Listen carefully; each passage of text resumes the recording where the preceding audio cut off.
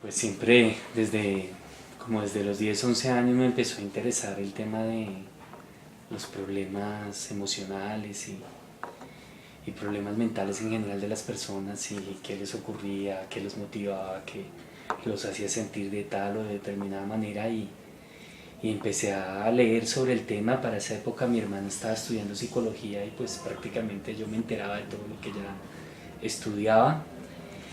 Y pues también siempre me había gustado la medicina, entonces primero hice medicina y después me especialicé en psiquiatría.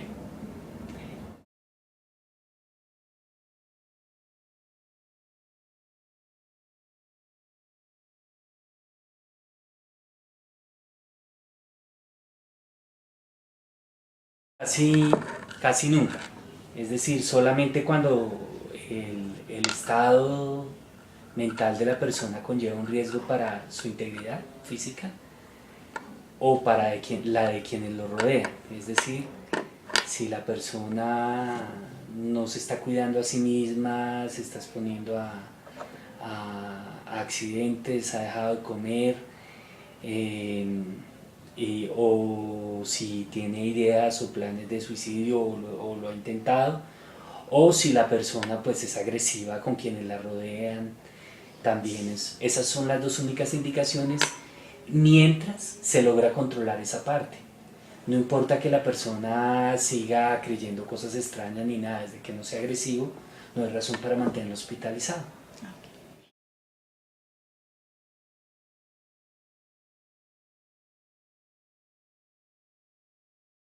Pues en general esa es la idea, pero pues hay muchas diferencias entre los sitios.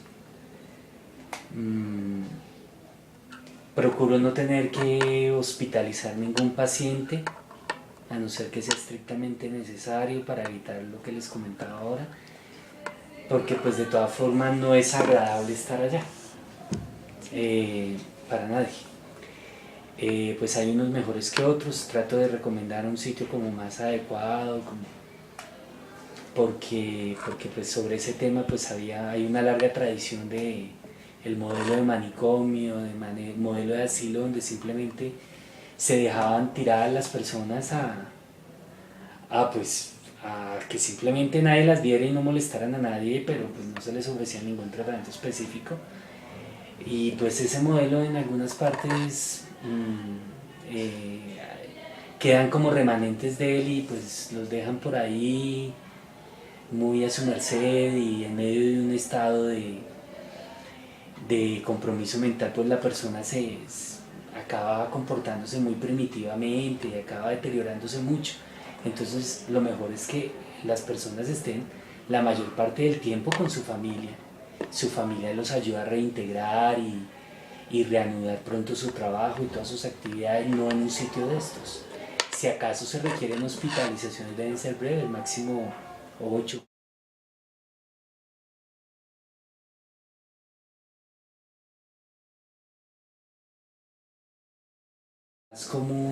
Lo más común que se ha encontrado en el estudio que se hizo de salud mental en Colombia son los trastornos de ansiedad.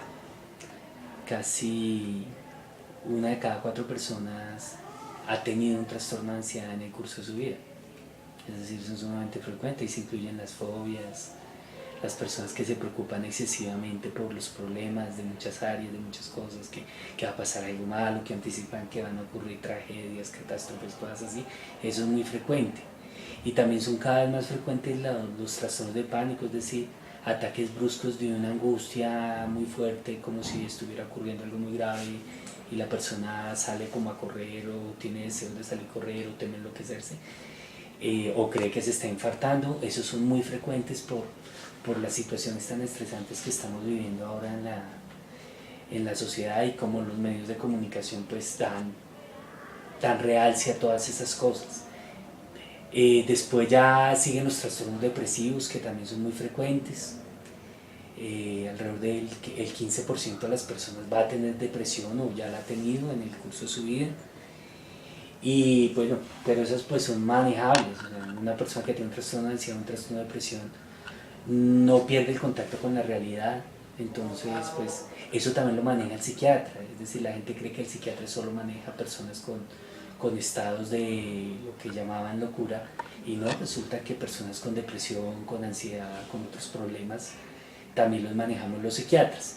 Y los dos trastornos mentales graves son la esquizofrenia, que le da al 1% de la población, y el trastorno afectivo bipolar, que le da entre el 1.5 y el 2% de la población, que entonces también relativamente son frecuentes, pero estos sí son más delicados de manejar. Y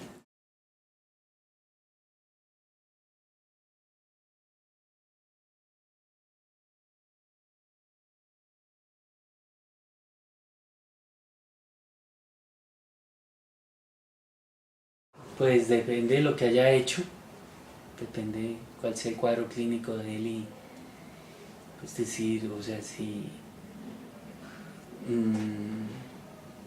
pues si lo que hizo tuvo relación con su esquizofrenia y eso lo determina un psiquiatra forense, es decir, si para el momento en que ocurrieron los hechos por el cual se le inculpa, él no era capaz de comprender lo que ocurría ni determinarse y de acuerdo a esa comprensión, sino que estaba fuertemente afectado por alucinaciones, por ideas delirantes o por una percepción errónea del entorno, pues lo que necesita es tratamiento psiquiátrico. También ocurre que muchas veces hay personas que simulan tener un trastorno mental para tratar de obtener lo que para ellos significa un trato un poco mejor, es decir, porque en vez de ir a la cárcel van a un establecimiento psiquiátrico y pues solamente van a estar recluidos no lo que merecerían por la condena normal, depende de lo que hayan hecho, sino hasta que se recuperen de su trastorno mental. Entonces con los abogados acuerdan pues usar esa estrategia y duran un tiempo ahí internados y después dicen que ya se recuperaron y se hacen ver de un psiquiatra y entonces ahí sí se muestran bien y resulta que hicieron cosas muy terribles y solo duran 1 o 2 años porque ya se recuperaron mentalmente. Entonces ahí hay que tener en cuenta, pues, sí, a ver, sí tienen un trastorno mental, porque una persona sana mentalmente no hace esas cosas. Sí lo tienen, pero el tratamiento no es en un centro psiquiátrico, el tratamiento es en la cárcel. Porque ellos no van a ser capaces de cambiar esa conducta y si les damos de nuevo libertad por una supuesta recuperación, lo que se ha visto es que rápidamente vuelven y hacen los mismos actos. Entonces es poner a la sociedad a una persona con un peligro permanente de agresión hacia otros. Entonces pues sí, deben estar en una cárcel o en el pabellón psiquiátrico de una cárcel. Pero pues ahí uno tiene que ser muy escéptico en cuanto a la recuperación. Muchos de ellos fingen que se convirtieron a religiones, que ahora son pastores, que ocurrió una conversión milagrosa y lo que hacen apenas salen es volver a cometer las mismas cosas porque ellos no lo pueden evitar. Ellos no lo pueden evitar, realmente ellos no en cierta medida ellos no son capaces de voluntariamente dejar de hacer esa conducta. Ellos sí saben lo que están haciendo y saben que está mal, pero pues no lo pueden dejar de hacer y le corresponde a la sociedad.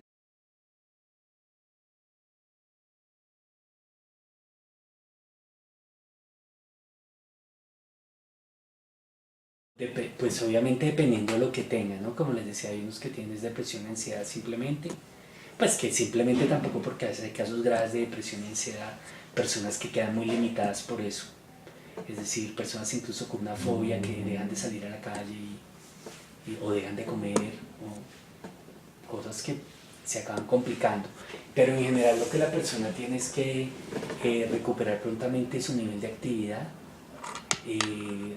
recuperar las cosas, reencontrarse con lo que lo hace sentir feliz, con lo que sean sus fuentes de orgullo, de satisfacción, y volverlo a hacer, porque lo primero que ocurre con un enfermo mental es que deja de ser lo que habitualmente hacía, cualquiera que sea su diagnóstico.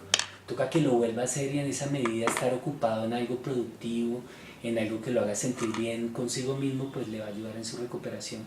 Entonces, pues si la persona trabaja, pues que lo más pronto posible vuelva a trabajar, también que lo más pronto posible esté en contacto con su familia, que su familia va a ser una fuente de apoyo, y pues si no trabaja, pues que haga algunas actividades de terapia ocupacional, tratar de aprender algún oficio básico, alguna cosa de la cual pueda entretenerse y dejar de pensar en tantas cosas.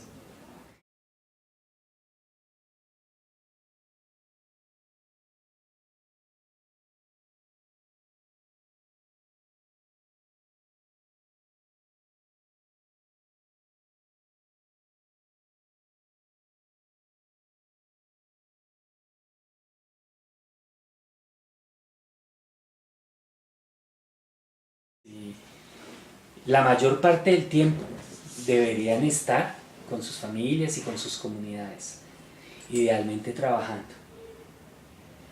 La sociedad incluso les debe dar las prerrogativas y privilegios que le da cualquier persona con discapacidad, que incluso les da más oportunidades de trabajo y todo, para que ellos puedan compensar su deficiencia y ser productivos en la sociedad y sentir que la sociedad no los excluye. Solamente cuando presentan episodios en los cuales hay riesgo de agresividad, durante esos episodios, hasta que se controle ese riesgo, deben estar hospitalizados. ¿Sí? Muy excepcionalmente hay pacientes en que el riesgo es permanente. Entonces, eso sí tendrían que estar tiempos más prolongados hospitalizados, pero la mayoría de los casos, con un adecuado tratamiento, máximo en un mes el paciente está en condiciones de volver a la comunidad, desde que la comunidad también esté dispuesta a recibirlo.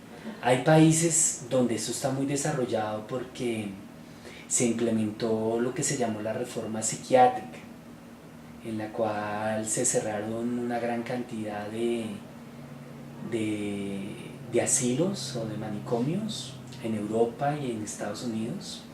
Se implementó en Inglaterra, en España, en Estados Unidos, bueno, todos los países europeos, y los pacientes los enviaron a sus comunidades, pero con modelos de tratamiento basados en comunidad, lo que se llama hospital día, lo que se llama centros días, bueno, una cantidad de centros, no solo clínicos, sino propiamente comunitarios, para apoyarlos a su retorno a la sociedad. El problema acá es que acá no hay eso. Acá es todo o nada, o el paciente está hospitalizado o prácticamente queda como si estuviera para vivir con su familia y trabajar y todo, pero no hay esos sitios como intermedios, salvo pues los programas de clínica diurna, pero usualmente eso solo lo autorizan por un mes y no lo autorizan mayor tiempo. Pero lo ideal es eso, el modelo que allá existe, y se ha visto que todos esos asilos ya son museos, ya no, y eso que se considera antes, uy, qué peligro, no. Muchos de los pacientes, y se han hecho estudios al respecto, su calidad de vida mejoró hartísimo al salir de allá, y si bien puede que sigan alucinando, teniendo ideas delirantes, se logran integrar a la comunidad y la comunidad los acaba aceptando. Y ya, o sea, simplemente pues, es decir, desde que no sean agresivos no hay razón para tener a alguien excluido.